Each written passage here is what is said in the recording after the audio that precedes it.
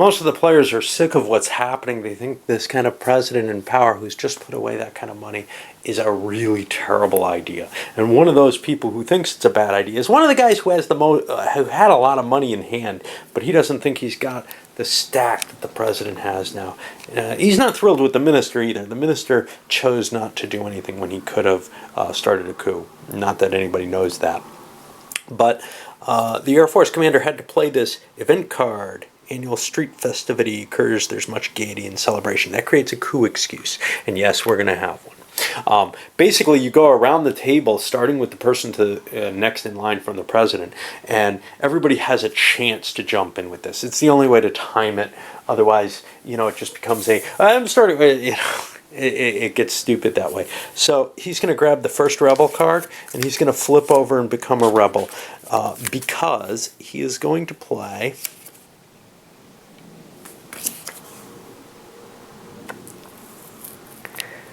Well, he's got his excuse. He's going to play a farm strike, which is going to make all strikers, rioters, demonstrators, and students armed. Well, he doesn't have to play it yet. He could hold off on that if he's going to see stuff. He's going to open up with a quick airstrike on the presidency. Now, we're in the first phase. Only rebels can go during this period of the turn. So each person has to make the decision, am I a rebel? Do I want to be part of the junta? That's all that it really means to be a rebel. If you're a rebel at the end of the turn, or at the end of the coup cycle, the president can shoot you. Or you're involved in the election of who the next president is if the junta wins. Now this guy definitely wants this going on. He doesn't have the cards that he needs. Does he necessarily want to help someone else? Maybe. This is the tough part. Do you want to help someone else fighting in this kind of situation? He's got the Ministry of War. He wishes he had more counters, but he's got those newest weapons. He's going to turn over, and he's going to set things off. But hold on, I got to be careful. I'll be back. I had to be careful because there's a Royalist card, but nobody has he has the Royalist now. But there's a Royalist card that can freeze a brigade, and that can be a very powerful situation. So he's going to play. But in order to play as a rebel, he has to move. And he'll do that. He could move another unit. Ooh, I've got to check where his bodyguard is.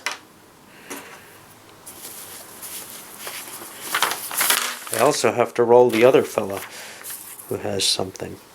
Oh, this is random. He's at home, so his bodyguard is going to be in the wealthy neighborhood. And he's allowed to move this as well. Now, he could move in on the palace, but that's kind of dangerous. So he's going to shift down to here. He's allowed to move 2 stacks. He's the only person who can do that. Now, the foreign minister gets to roll up his intervention forces at the beginning of coup turn 1. That's this coup turn. There's no intervention during the rebel-only phase. Okay. So it doesn't give him troops that he could use to intervene to cause the rebellion. There's got to be a rebellion in place to begin with by someone else. El Presidente cannot rebel, so he's going to remain where he is. The minister doesn't wish to rebel. He's in support of this president in his own little weird way. He wants to remain minister, and he thinks there's a lot of negative feeling towards him after what he just did. General 2, he's got piles of stuff. He's got bribery cards he can't use. That would have been helpful, and an assassin he couldn't use. But he is going to play the helicopter gunship. Now this is just a normal helicopter. He's going rebel as well. He can drop it in any barracks. Well, he's going to drop it in barracks 2. And it can move 2 areas in movement, once by itself or with other units, and a second time by itself. Now, I'm going to push forward into there. And do I want to keep flying? There's nothing easy striking distance there, so I'm just going to leave him where he is. But we're seeing kind of a widespread rebellion happening on this first round. And now we got the foreign minister who can't do anything. The admiral of the navy. Well, as long as they're palace guards, you can always become a rebel, because shooting at palace guards makes you a rebel. There are very few things that make you a rebel. One is moving in the rebel phase. One is shooting at the palace guards. This airstrike is, I think, 6 dice. It could wipe out the palace guard. If it does that, I want to be a rebel. But I don't think I want to necessarily be a rebel otherwise. So here's the problem. If the junta, whoever wins, the president who wins, my money could go to everyone, could go to the president. If the junta wins, they can also, whoever is the new president can choose to shoot me and take my money. So I'm in this risky position. If the president wins and I'm not a rebel, I can't be shot. I don't know which way I want to go. I kind of want to be part of the junta if it's winning, but I'm afraid. I don't have that much money. I don't think they'll shoot me just on the sake of desire to shoot me. But somebody who has good cards might choose to shoot me if they become president. I'm afraid I don't want to do anything. General 3 down here has no fear.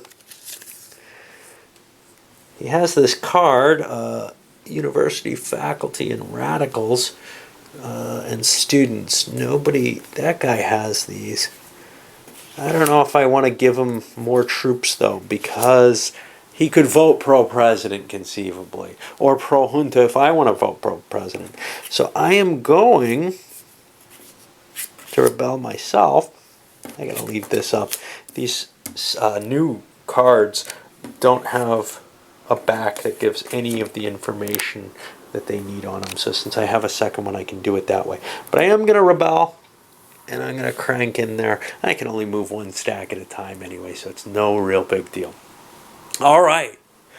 Well, we get to fire off the shot on the palace guard, and that, yeah, sorry about that.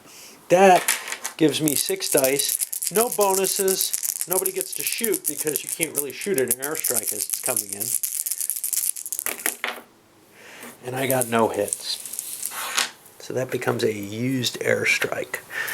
Well, that was the first rebel phase.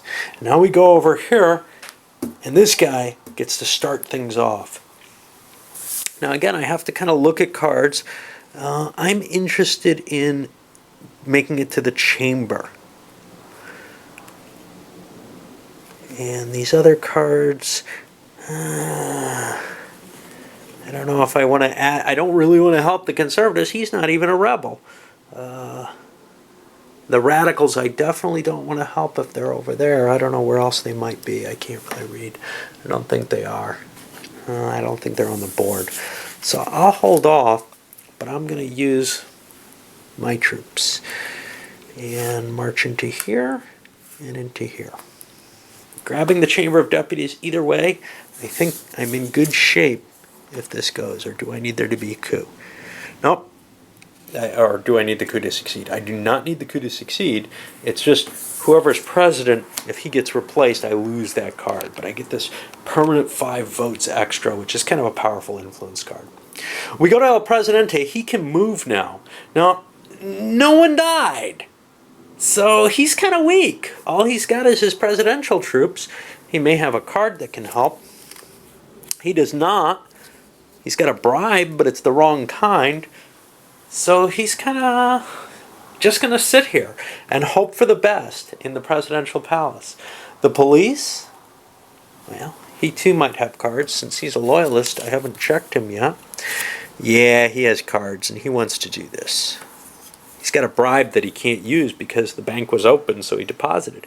He must have labor union, radicals, or socialists. Well, he has both of those, and that means he's going to get 5 labor, 5 strikers, and then, yeah, he can only do 1 card. So he'll get 5 strikers at the dockyards, which is up here.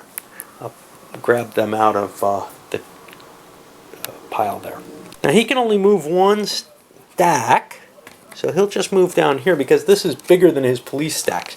It's unfortunate he wasn't able to ram it through. He'd have a pile of troops in the Chamber of Deputies if he had. And that brings us over to this guy. And he's a rebel with the 2 in the helicopter. He'll push into here. There's no real conflict there. He doesn't want to fly the helicopter into the bank, does he? Sure. He'll fly the helicopter into the central bank. So the helicopter is defending the bank. That's excellent.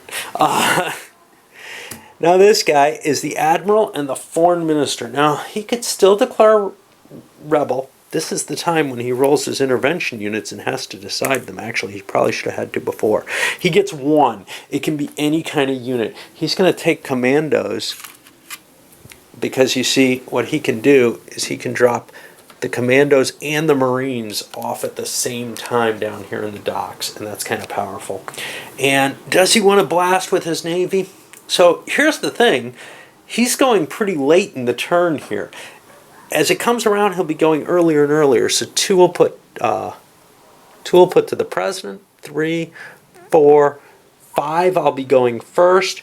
Only in round 6 will I be going later than this. I want to do this. Do I want to be a rebel? Yeah. I do. I think there are so many rebels on the board that this presidency is going to fail. It may not happen, but we'll see. All right. So that sets me up there. Hey, where's the Air Force guy? He started this all. Okay. General 3 here. Not sure he wants to support anybody. He wants his own power instead. So he'll march in. Now the strikers get first fire on him. But this puts him near the radio station, an important voting location for whether or not the junta succeeds. That's the important thing, is to hold these red areas. And now we go finally to the airstrikes. Well, the presidency just complicates things. We're going to shoot him some more. Still got those paratroopers, which are very, very powerful. Okay. Well, let's take a look at some fights. We know how this is going to work. I'll come back to that afterwards. But what we have here is the strikers with first strike. Now, they get only 2 dice, I believe. Do they get a die if they have a half? I don't know. Let's look that up. That's something I didn't bother looking up in the rules when I was here, because these rules are not terribly pleasant. Ooh. I forgot about the Palace Guard gets to fire back with 2 dice. I think maybe, yeah, I noted that back here when I was doing the rules. But, yeah, I'm going to have to look for the unarmed. Oh, in each rally, roll 1 die for each pair of unarmed colors. If they're an odd number, the extra counter doesn't get a die. So the strikers only get 2 dice here to attack. And this is first fire, so it's rolled before. They don't hit. A brigade is 1, 2, 3, 4, 5, 6 units. This is the 3rd brigade. It doesn't have any special weapons or anything. He gets a hit on the strikers, so that's one failed striker. But now we go through more rounds, and these are simultaneous. So I'll grab a couple of red dice for the strikers because there are less of them, or whatever. And we roll the 2nd round of combat here. And the army hits them twice more. The strikers are looking like they're in a lot of trouble. They're down to only 1 die, and they haven't hit the army yet. And the army hits them once more, and now they have to retreat. Well, they can retreat into the radio station, which is where they want to go anyway, but they're looking like they're in a lot of trouble here.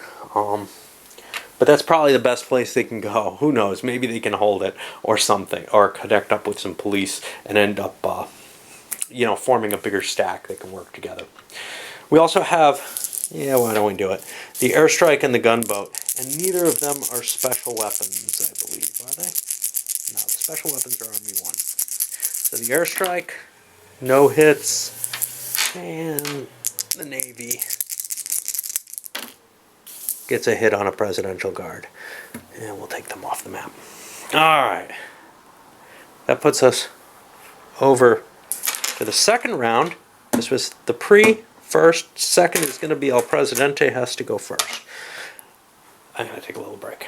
Running to the third round of the coup now. I did the second round out, and you can see some new positioning. The army's moving in towards the palace. There was another shelling by the gunboat. One of the problems is the president can't really get out of there because his troops are bonus there. He could run away, not in this turn, but from now on, he can run away from the naval fire. But in doing so, then, he ends up somewhere outside the palace where his troops are more vulnerable. So it's a hard choice. Do you run out of the palace? Do you just hold it? Areas that aren't controlled by pro-junta players end up voting pro-president. So you got to be kind of careful with juntas doing infighting with each other. What do we have right now? Well, the 1st Division, or 1st Brigade, and the Guard are positioned in a place where they could hit. The Guard is sitting here. The 1st Division is sitting where they can march into the railway station. He may split his forces into those two and grab 2 locations, giving him a lot of votes for the junta situation, for the pro-junta side, or against, as he wishes. He's got the newest weapons. He's a very powerful player right now. Over here we got the 3rd Brigade. That's Stumpy over here. Has grabbed the radio station and shot the rest of those rabble. 2nd Brigade has moved in here. Rather than trying to help defend the bank more, he's in kind of a, well, I could go for the palace, or I could go for one of these. I could go more solidly in here or here. He may sit there, reinforce his helicopter with some more troops, and kind of leave his options open to see which of these is weaker, which he's more interested in taking. We got the commandos here on the railroad track with the Marines. Again, kind of not terribly flexible. They're positioned for the railway station, but there are a lot of turns left, and he doesn't have many pieces to move, so he can kind of maneuver around a bit and see what happens. All right, well, we'll push into that 3rd, which is going to be started off by the poor minister. So we enter into turn 4 of the coup.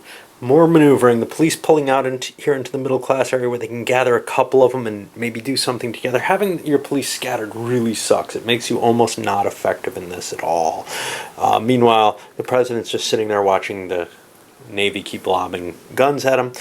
A little bit of standoff everywhere. 3rd Army Brigade kind of sitting here. Could move against the Navy. 1st Army Brigade could move against the Navy. Both could move against the palace. 2nd Army Brigade in the same kind of position where it could move against the 1st Brigade or against the palace. And then there's the Air Force ready to drop in anywhere it likes. It might have been a good idea to hold off, not grab this commando, but I like the support for the Marines. It makes that a somewhat more potent force with that first fire and a couple of dice. I don't think the Navy's going to go anywhere with them. In fact, one thing the Navy might want to do if it goes early is just drop the gunboat in there and say, no, don't. But so far, there hasn't been any real opposition to one another. But this is a serious threat to the Navy, and they may start shelling where their troops are to defend themselves. As we enter the 5th round, for the most part stasis, but the 2nd Brigade charged in and attacked the Palace Guard, got very lucky. They weren't hit at all, and they managed to hit one of the Palace Guard. The Palace Guard has to withdraw somewhere. They can only withdraw somewhere that's open. It's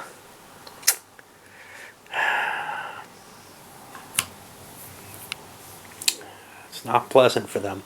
Now we're on who's first. 1, 2, 3, 4, 5. It's going to be the Navy going first. I think he may just leave his gunboat there where I put it last time. We're seeing that it looks like the revolt has succeeded if everybody stays with the rebellion. But that's never a guarantee. But there is a strong amount of dislike. Not so much for the president, but for the minister. And the question really lies as to, who's going to get off, how, what, why, what's going on.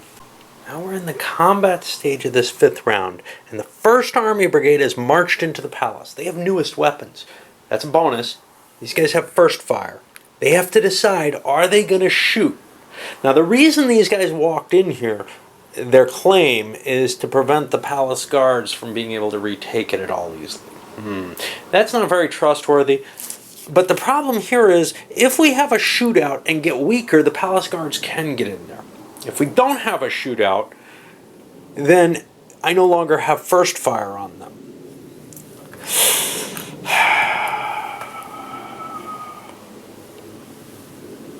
It's a hard call. I'm going to trust that we are all rebels together. Coups often turn very bloody and weird at the end. So what we have is a situation where the 3rd Brigade is in here attacking the Marines and Commandos. Gunboats thrown into fire on them, and these guys are going to get first fire. There's a chance these guys will survive, and that will give a bargaining chip to the guy with the 3rd Brigade. He might vote pro-president. Of course, there's also the chance both might wipe each other out, and then it goes pro-president without anybody's control. Likewise, here we had the airstrike come in against and the paratroopers against the 1st Division with its special fire. Again, trying to get some more political power, not in the new regime. That doesn't matter how well you do, but in terms of whether or not there will be a new regime. Given the mood at the table at this point, I don't think that all this is really very helpful. But the police go in here, and they're probably going to attract most of the first fire from both sides. Over here, the Guard is going to get first fire, but it has first fire on this helicopter that flew in to help cause problems. And you have to kind of decide how you're going to divide things up. The Guard decided not to go in here, which means the 1st and 2nd Brigade are probably going to shoot at each other.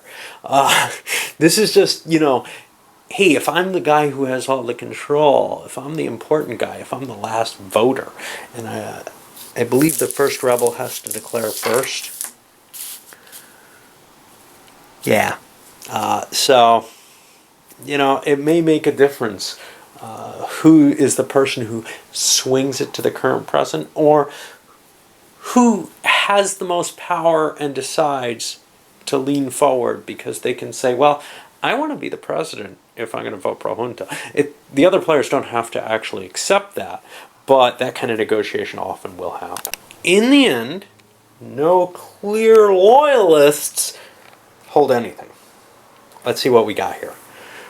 General 2 holds the bank and the radio station. He chased these guys out because he caused damage to them, and they weren't able to cause damage to him after the Guard was wiped out. They worked together to wipe the Guard out, and then they started shooting at each other. And Army Brigade 3 was chased out of there, so he's got no votes. So this guy's got 2 votes. That may be important. Brigade 1 has 2 votes. He beat up this combination police, Air Force, etc. eventually. And he also drove out the 2nd Division and wiped it out. Newest weapons, big bonus. And the Navy Commandos managed to hold the railroad station as well, knocking Army 2 out of there, I think. No, Army 3 out of there. So we got three people voting. And essentially any pair of them could decide to keep the president in place. But I don't see a pair of them doing so. That's getting too watered down. We got this guy, we got all kinds of ugly stuff. So the junta's happening. And, well, we have, 5 different rebels? So that means it takes 3 votes to win. And now a bunch of negotiations is going to go on. Basically, 2 people might be able to take this, but we'll see. I'm going to come back after the negotiations happened. A general consensus was reached, although the first rebel would have loved to be president.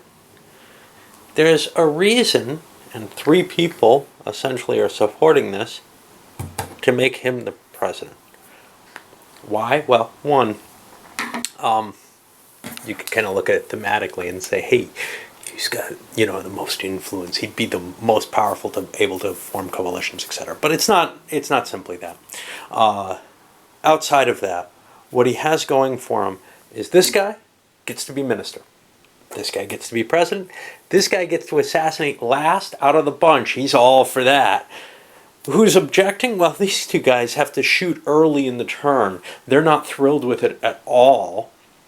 However, the argument that this guy has all the money and would probably be shot otherwise really is telling from his point of view where he really wants to make this. He wants to shoot the president. he's open to discussions of why it should be perhaps the higher voting combination of the labor unions and socialists here, who have 15 votes in their hand, whereas the president is holding actually 15 as well. But his argument is, look, the monarchists are powerful. You let somebody have the monarchists and the bankers. He's got money towards assassins for free. Let's spread that out and see if some of us can get that. That would be cool, right? And everybody kind of agrees this is too powerful a faction to allow to exist. So El Presidente is going to be shot, and all his cards go away. He can't even cut deals with these cards during this period. So we have a new Presidente.